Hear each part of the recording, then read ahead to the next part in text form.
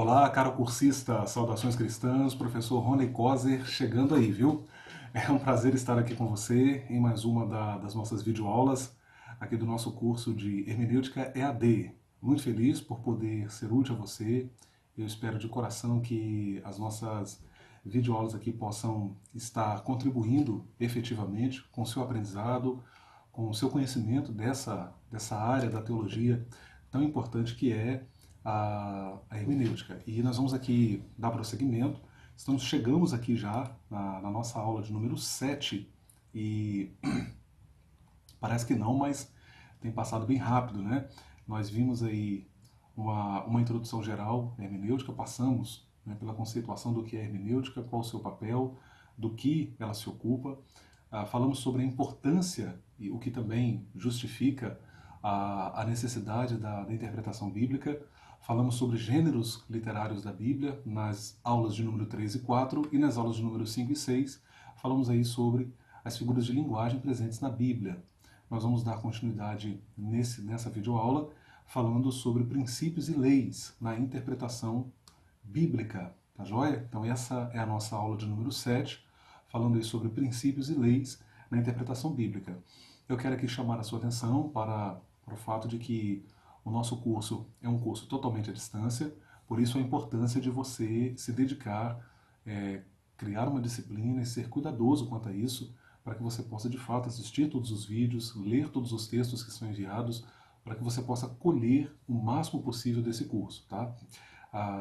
Eu quero aproveitar para pedir a você que se cadastre aqui no nosso canal, Repensando o Meu Cristianismo, que você possa também se cadastrar lá no site o site Teologia e Discernimento, onde tem bastante conteúdo também, você pode explorar. A gente espera que todo esse material possa ser útil a você. Que você possa também nos ajudar, compartilhar com outras pessoas, divulgar o canal. Eu fico muito feliz aí com a colaboração de todos aqueles que nos assistem e que nos apoiam aí no nosso trabalho, ok? Obrigado, inclusive, a você por estar fazendo o curso. A gente começa, então, já que nós vamos falar aqui sobre princípios e leis na interpretação bíblica, e quando a gente fala de lei na hermenêutica, nós estamos pensando em algo que, que é fixo, algo que não deve ser alterado.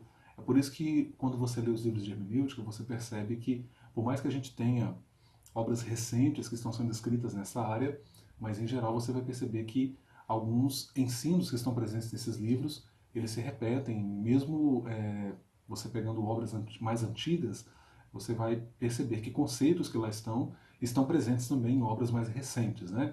Algumas coisas não mudam. Então você tem na hermenêutica algumas leis de interpretação e que de fato não devem ser mudadas, né?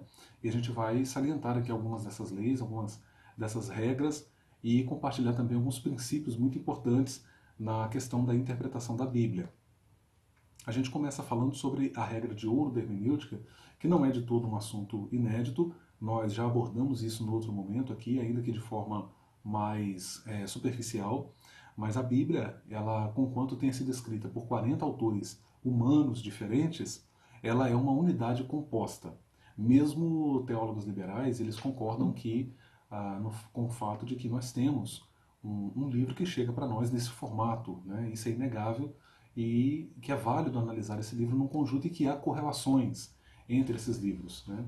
Você tem alguns teólogos que não defendem a unidade da Bíblia, que veem a Bíblia como uma espécie de retalho, mas a posição adotada aqui neste curso, na verdade, é que a Bíblia, reconhecemos, admitimos, é claro, que pode ser que os autores humanos não tinham total consciência de que esses livros formariam um bloco coeso que nós conhecemos hoje como Bíblia, mas eu também não afirmo que não havia qualquer conhecimento nesse sentido, né?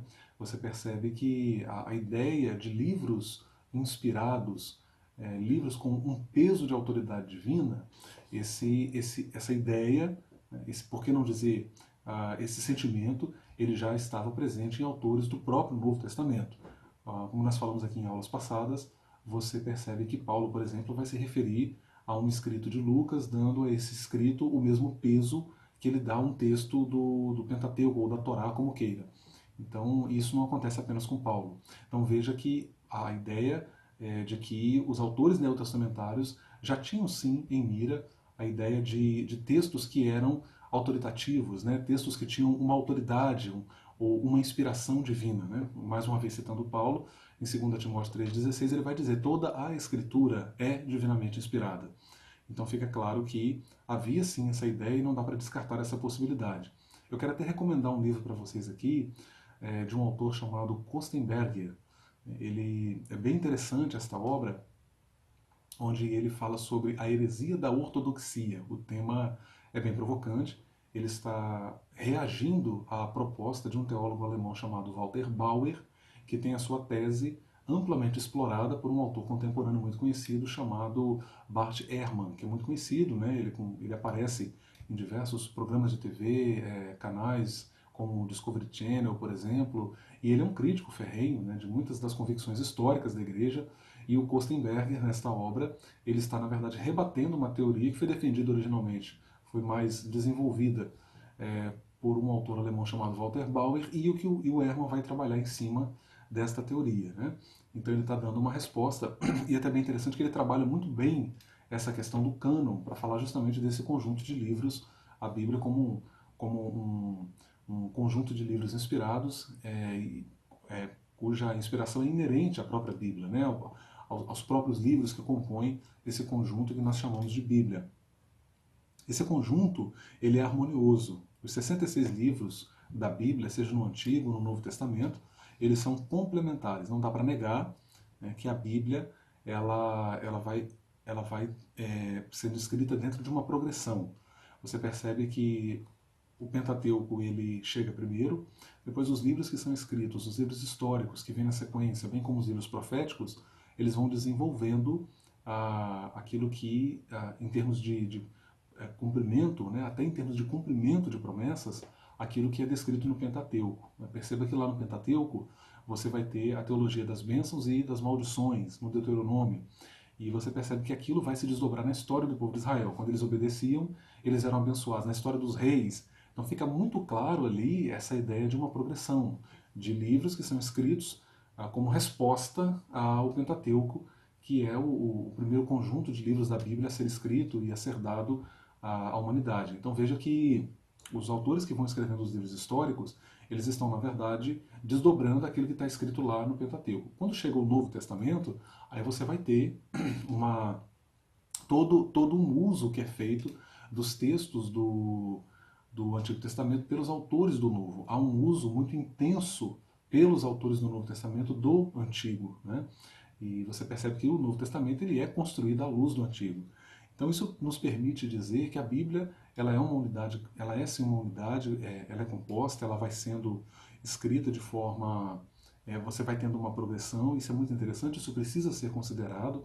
E não tem como, por exemplo, você analisar o Novo Testamento desconsiderando o Antigo. Né? Essa relação ela é muito estreita, Nós temos aí o G.K. Bailey, acho que a pronúncia é assim mesmo, é um autor, se não estou enganado, norte-americano, que trabalha muito bem essa questão do uso do Antigo Testamento pelos autores do Novo. Isso nos permite dizer que a Bíblia interpreta a si mesma. Né? É muito complicado, você percebe pessoas que se especializam num determinado livro, né, da Bíblia, mas curiosamente ele não conhece todo o conjunto de livros que compõem a Bíblia. E isso é problemático justamente por causa dessa coesão. Então veja, a Bíblia interpreta a si mesma. O que nós queremos dizer com isso? Nós queremos dizer que é preciso que haja um diálogo, né, com esse conjunto total, com esse cânon fechado das Escrituras, para que a mensagem da Bíblia possa ser entendida. Muitas vezes, a mensagem de um livro, especificamente falando, ela está atrelada ao restante das Escrituras. Então você não tem como avaliar a teologia daquele livro sem desconsiderar o restante. Quando a gente fala que a Bíblia interpreta a si mesma, a gente vai ver o desdobramento dessa lei, que é uma lei primordial, é chamada em alguns livros de hermenêutica de a regra de ouro, né? A regra de ouro da hermenêutica, porque digamos assim, a partir dela que outras regras vão derivar, justamente dentro desse princípio de que a Bíblia é complementar, ela precisa ser interpretada dessa forma. Né? Veja, uma lei muito importante, que não deixa de estar relacionada a esta regra áurea da hermenêutica, é a lei do contexto. Né? A lei do contexto, que é uma segunda lei que nós estamos colocando aqui, mas que tem relação com essa primeira, ela diz que o texto deve ser considerado dentro de um todo. o que vem antes e o que vem depois. Aqui eu não estou falando apenas em termos linguísticos, né? A lei do contexto, ela não considera apenas a questão linguística, é a mensagem propriamente dita, né? O teor, o conceito do que está sendo falado ali está relacionado ao que vem antes e ao que vem depois. Nós teríamos aí algumas exceções na Bíblia, no caso o livro de Provérbios, possivelmente outras passagens da Bíblia, onde um versículo não tem relação alguma com o versículo que vem antes e com o versículo que vem depois, né? No livro de Provérbios, por exemplo, isso acontece com muita frequência, né?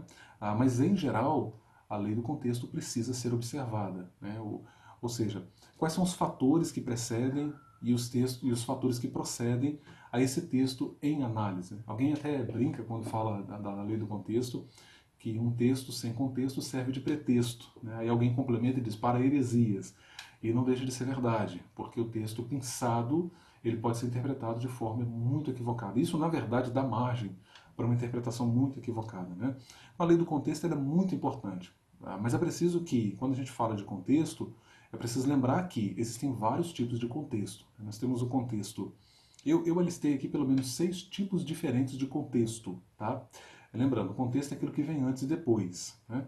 Então veja, existem pelo menos 6 tipos de contextos que eu estou trazendo para você aqui. O primeiro é o contexto imediato, depois nós temos o contexto remoto, depois nós temos o contexto referencial, depois nós temos o contexto histórico, o cultural e, em sexto lugar, nós temos o contexto linguístico. Tá? O contexto imediato diz respeito àquela passagem que está colada ali com o texto que está sendo analisado. Né? Esse é um ponto muito importante. Então veja, o contexto imediato ele não é tão difícil de ser analisado, porque ele está perto. Né? São aqueles versículos que precedem e sucedem ao versículo ou ao texto que está sendo analisado.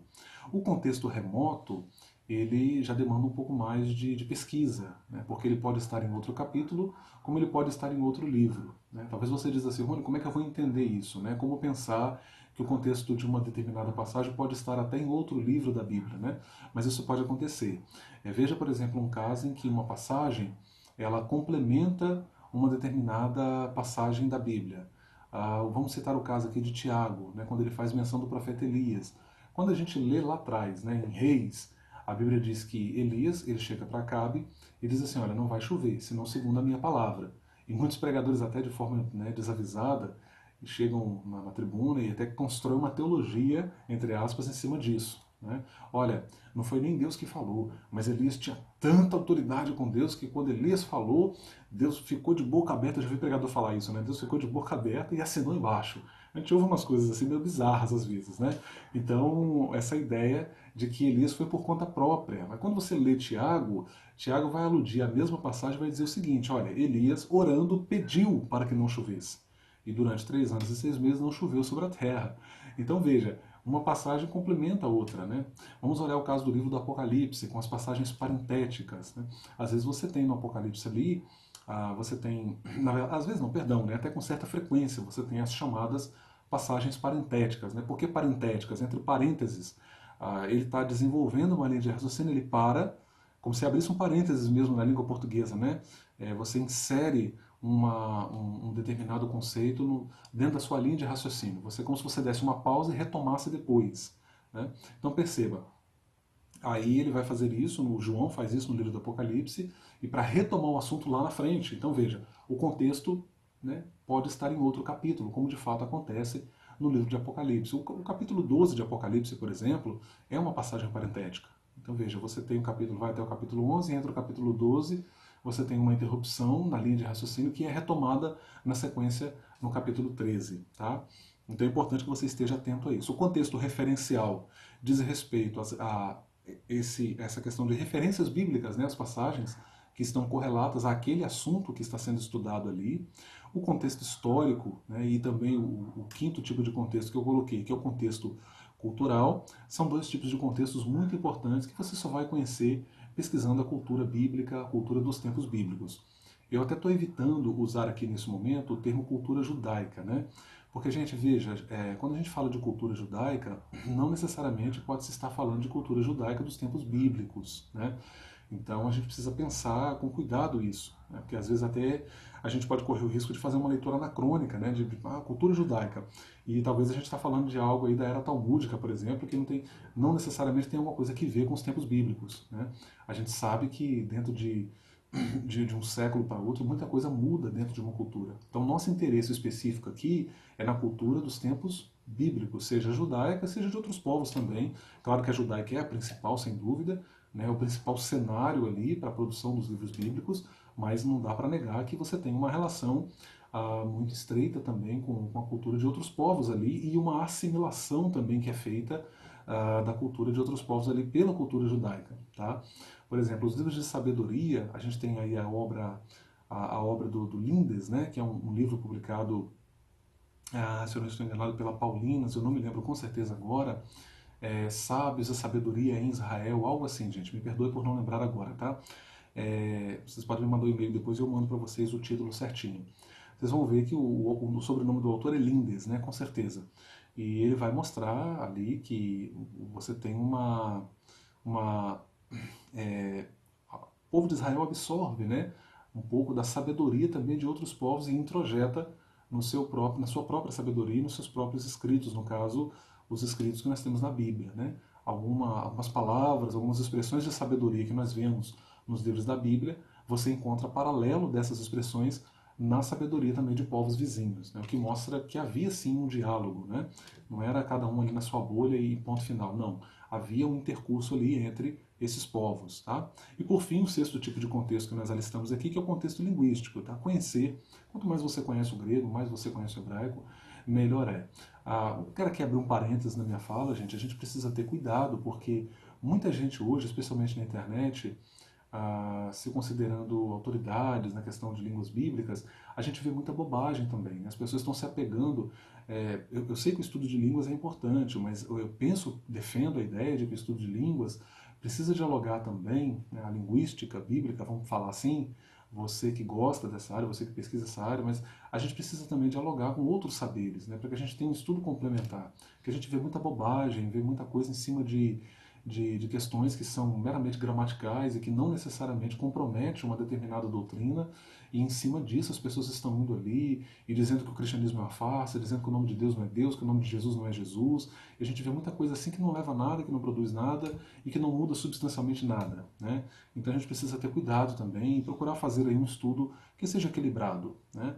Uma outra lei que a gente vai destacar aqui, que é muito importante, é a chamada lei do uso. Né? A lei do uso, ela diz respeito à maneira como os livros da Bíblia são... Essa lei do uso, ela está dizendo respeito à maneira como os livros da Bíblia são... Eu sei que vai parecer meio chocante aqui agora, mas diz respeito à forma como os livros da Bíblia são usados, né? Ou determinado conceito, ou determinada doutrina, como é que esse conteúdo é utilizado ao longo da extensão do texto bíblico. O conteúdo e análise deve ser considerado na forma como é usado em outras passagens. Né? Esse conteúdo pode ser um fato histórico da Bíblia, uma doutrina, um personagem. Tá? E claro que na lei do uso você vai perceber o quê? Encontros e desencontros, né? Semelhanças e disparidades. Né? O uso que Paulo faz do personagem Agar, ou da personagem Agar e da personagem Sara lá em Gálatas 4, é bem diferente, evidentemente, do uso que Moisés faz em Gênesis. Né? Então você tem. Mas é preciso que se perceba a maneira como essas personagens são usadas para que se entenda onde é que o autor está querendo chegar ao fazer esse uso. Fazer esse estudo comparativo permite uma compreensão da passagem, do texto, ajuda na assimilação do que de fato se pretende comunicar ali. Né? E é interessante essa lei do uso, porque você vai ter também na sequência a chamada lei da dupla referência, que está parecida aí com a lei do uso. Né? A lei da dupla referência ela é muito interessante, ela diz respeito às profecias da Bíblia. Uma profecia de teor preditivo pode ter um cumprimento extensivo, isto é, ela pode encontrar um cumprimento imediato, ou seja, um cumprimento que é contemporâneo ao próprio profeta que emite essa profecia, né? Como também ela pode encontrar o seu cumprimento em outros momentos da história. Né? Ou seja, ela encontra ali de imediato com o profeta, mas ela vai se estendendo, ela vai se cumprindo ao longo do tempo. Isso está na própria Bíblia, tá, gente? Isso não é invenção de hermeneutas, não. Né? Muitas dessas leis que nós estamos vendo aqui, princípios, são apenas percebidos no próprio texto bíblico. Tá? Veja que nós temos o exemplo da profecia de Joel, que é um exemplo clássico Pedro, lá na frente, vai dizer, olha, o que está acontecendo aqui é o que foi dito pelo profeta, lá atrás, né, séculos antes, né? Então veja, essa profecia encontrou cumprimento nos dias do profeta Joel, mas ela aponta para uma era futura.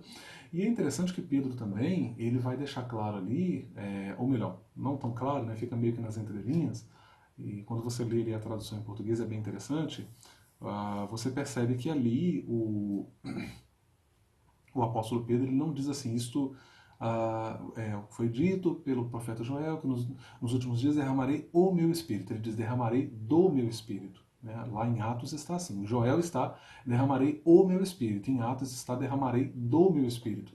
Então a ideia de que ali em Atos você está tendo um cumprimento que é parcial, não é um cumprimento total, não é pleno.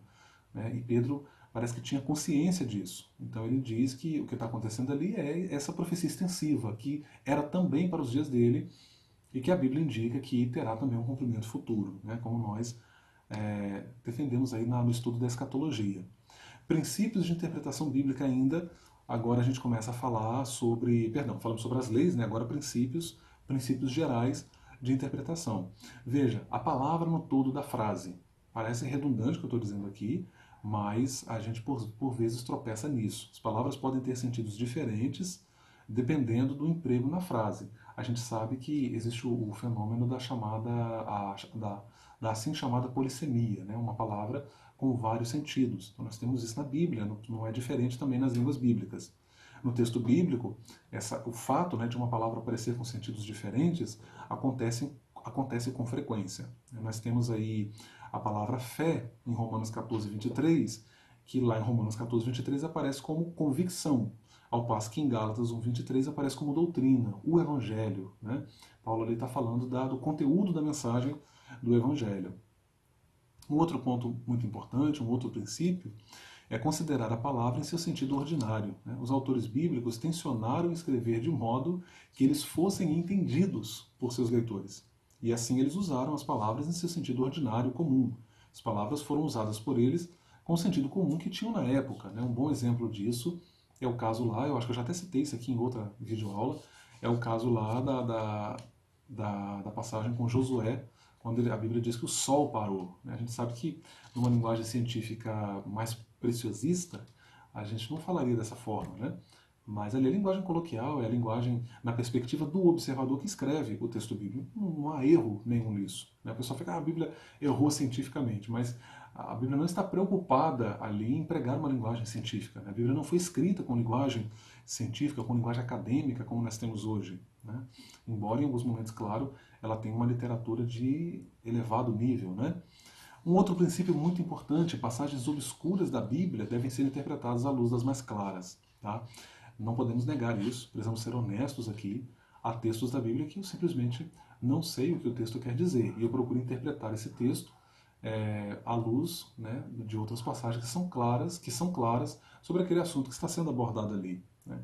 Veja, por exemplo, o caso de 1 Coríntios 15, 29, onde Paulo fala do batismo pelos mortos. Gente, você só tem essa única passagem na Bíblia que fala sobre isso. Né? Nós não encontramos paralelo disso.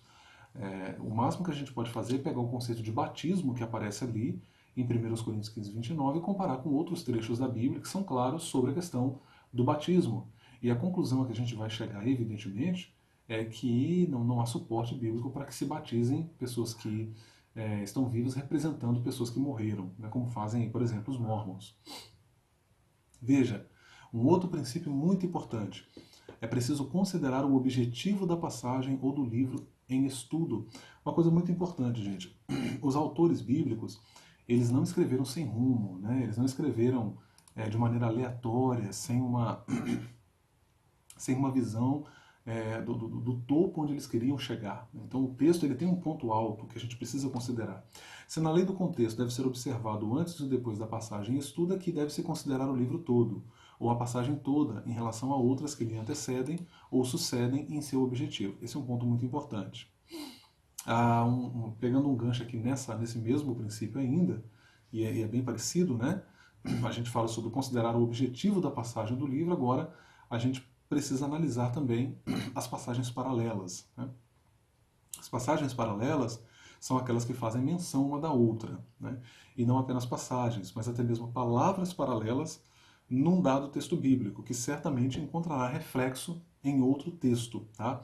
Então você tem muitas vezes, e isso até ajuda para você entender o objetivo do livro, justamente por essa comparação, né? Você percebe que essas passagens paralelas, elas estão presentes lá em outro livro e parece que de alguma forma o mesmo assunto é reproduzido ali, né? Você tem essa concordância nos textos sagrados. Eu coloco aí na apresentação que você tem aí as passagens de Gálatas 6,17 com 2 Coríntios 4,10 e 2 Coríntios 11, 23 a 25, ok? Um outro ponto muito importante é que a gente precisa considerar o paralelo de ideias, né?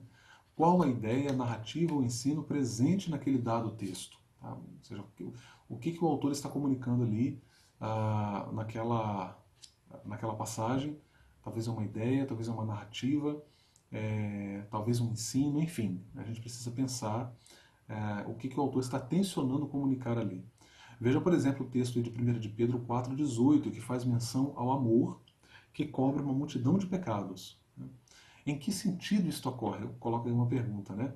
Comparando-se com outras passagens, onde a mesma ideia recorre, entendemos que se trata do amor que perdoa, que lança no mar do esquecimento as faltas cometidas pelo irmão. Então não é a ideia de algo automático, místico, que acontece automaticamente. Quando você lê o texto de maneira hermenêutica, exegética, você percebe que ali se trata mesmo de um exercício de perdão, de amor, de vida cristã. Né? Não é nada aquela coisa. Então não é por aí. É preciso considerar o paralelo de ideias ainda, tá? Falando aqui sobre esse ponto ainda, a questão isso como um princípio de interpretação bíblica. Veja o exemplo da ministração da ceia em Mateus 26, 27, que pode dar a entender que só os ministros poderiam participar da ceia, ao passo que a congregação não.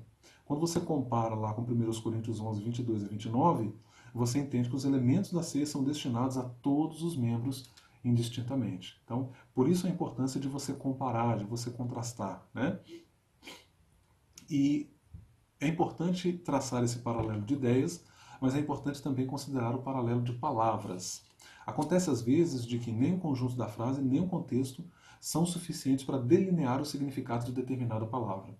Nesta hora, é preciso recorrer a outras passagens, onde aquela determinada palavra acontece. Exemplo, as marcas de Jesus de Gálatas 6,17. Comparando-se com 2 Coríntios 4,10 e 11, 23 a 25, entende-se que essas marcas indicavam as perseguições que Paulo sofrera por amor a Cristo. Esse é um ponto bem interessante, né? Um outro caso curioso é essa famosa expressão bíblica muito citada no nosso meio, né?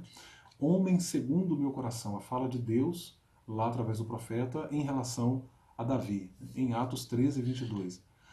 1 Samuel 2,35 demonstra que na qualidade de sacerdote rei, ele procederia segundo o coração ou a vontade de Deus. Né? O texto de 1 Samuel 13,14 confirma isto. Então não se trata de alguém, a gente até idealiza demais a figura de Davi e a gente tem dificuldade de harmonizar essa declaração de Deus a respeito de Davi, né? A gente tem dificuldade de harmonizar essa declaração com aquele Davi que a gente vê ali adulterando com Betseba, encomendando a morte de Urias, enfim. Mas por que Deus fala homem segundo o meu coração? Porque seria um homem que iria proceder na qualidade de sacerdote e rei, ele procederia segundo a vontade de Deus, né? Ele cumpriria a vontade de Deus.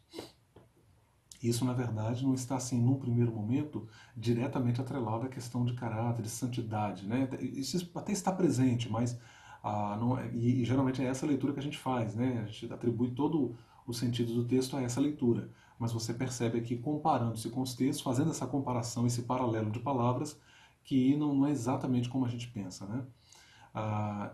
Isso vale, inclusive, esse paralelo de ideias, ele deve ser usado, inclusive, com relação a nomes próprios. Tá? Um bom exemplo disso é o caso de Balaão, que é citado em Números 22 e 24. Seria ele um profeta de fato? Comparando-se com 2 de Pedro 2, 15 e 16, Judas 11 e Apocalipse 2, 14, se verifica que Balaão era movido pelo vil interesse econômico. Então veja, é aquilo que a gente falou lá atrás sobre o contexto remoto, né? Você tem uma mensagem a respeito de um personagem que está lá atrás e que encontra uma explicação lá na frente, né? E ele é visto aí nas escrituras como alguém movido pelo interesse mesmo, pelo dinheiro, né? Ainda falando sobre essa questão do paralelo de ideias, ou perdão, paralelo de palavras, né? A gente não faz, isso nos faz voltar ao fato de que nem sempre uma palavra assume exatamente o mesmo sentido. É o caso de ouvir em Atos 9, 27, onde os companheiros de Saulo ouviram a voz do Senhor. Isso aqui é interessante, ao passo que em 22:9 eles não ouviram, parece até uma contradição, né? Até o Geisler e o Rove lá vão trabalhar isso naquele livro Manual Popular de Dúvidas, Enigmas e Contradições da Bíblia. Né? Agora me parece que até mudou o título, a Mundo Cristão mudou o título dessa obra. Acho que agora é Dificuldades Bíblicas. E aí eles até colocam isso lá como como textos que parecem ser discrepantes, né? Mas o que acontece é que ouvir entre os gregos indicava entendimento. Né? Veja, Lucas está recorrendo a essa ideia, a esse conceito. Então, eles ouviram, mas não entenderam. É por isso que uma passagem diz que eles ouviram e outra diz que eles não ouviram. Tá? E na tradução, claro, isso acaba não podendo ser explicado numa tradução. Você tem que, de fato, conhecer a cultura, voltar para esse cenário aí de pano de fundo. Tá joia? Olha, eu quero terminar essa videoaula aqui, agradecendo a você por ter estado comigo até aqui. Na próxima semana a gente vai trabalhar a questão do uso do Antigo Testamento pelo Novo. Vai um assunto quente, muito bom, tem bastante coisa aqui para a gente explorar. E a gente vai falar aí sobre o uso do Antigo Testamento pelo Novo já na nossa 8ª aula. Que Deus abençoe sua vida, continue conosco, peço que nos ajude também a divulgar o curso e a gente espera aí poder avançar juntos aí. Deus abençoe sua vida, um forte abraço.